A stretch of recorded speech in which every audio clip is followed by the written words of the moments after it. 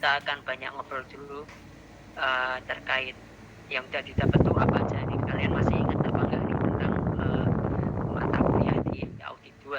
Sehingga nah tujuan dari mata kuliah ini karena ini bersifat pengantar, jadi mahasiswa itu diharapkan dapat mengetahui dan memahami wawasan pengetahuan tentang konsep akuntansi forensik, yang mana topik-topiknya masih berkaitan dengan konsep dasar, ruang lingkup, profiling, dan lain sebagainya.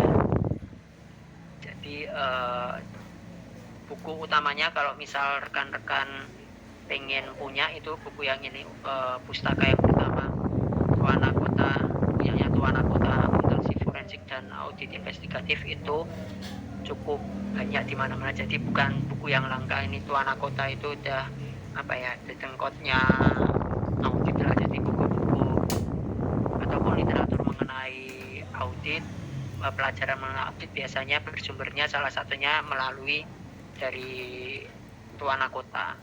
Jadi kalau misalnya teman-teman mau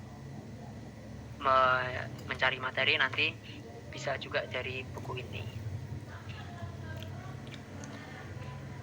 Oke, kemudian kita bahas ini secara garis besar kuliah ini ngapain aja. Di pertemuan pertama kita nanti masih hanya membahas silabus dan juga mungkin sedikit diskusi ataupun mereview. Rencana sih mau mereview kira-kira audit 2 itu ngapain aja, dan juga mungkin kita akan mulai belajar memperkenalkan review jurnal. Jadi selain review materi, kita juga nanti akan mereview jurnal, karena siapa tahu nanti waktu skripsi nanti ngambil, teman-teman ada gambaran nih kalau misal mau berkaitan dengan audit itu tuh cara punya model lah seenggaknya terkait jurnal-jurnal, meskipun nanti kita nggak banyak bakal ngebahas jurnal, hanya di beberapa pertemuan aja. Oke, kemudian masih di pertemuan 2-3 masih membicarakan kulitnya nih, masih kulit-kulit terkait ruang lingkupnya, lalu bedanya fraud dengan korupsi itu seperti apa, dan lain sebagainya. Kemudian nanti membahas profiling korban fraud. Kemudian di pertemuan ke-5 terkait tatanan kelembagaan yang berkaitan dengan akuntansi forensik itu apa aja, ataupun audit forensik itu apa aja, lalu investigasinya seperti apa.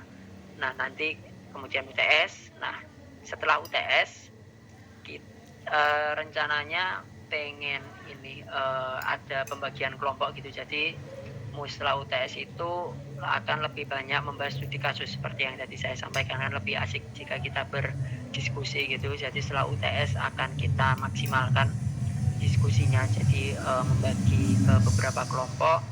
Nanti baginya mungkin enaknya tetap per kelas ya, jadi jangan nyampur misal dari kelas yang Sabtu pagi sama yang kelas malam, diusahakan beda kelompoknya, jadi per masing-masing gitu, biar ntar kalau misal bagi saya nyantumin nilai ataupun rekap nilai nggak kesulitan untuk ngetracknya gitu kan ya.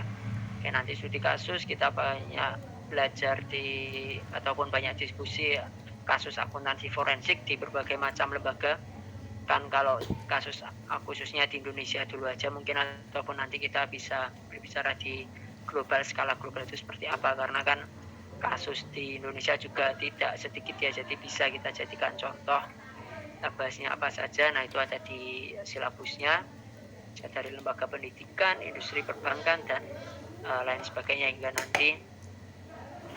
hingga sampai ke UAS seperti itu. Jadi untuk pembagian kelompoknya masih setelah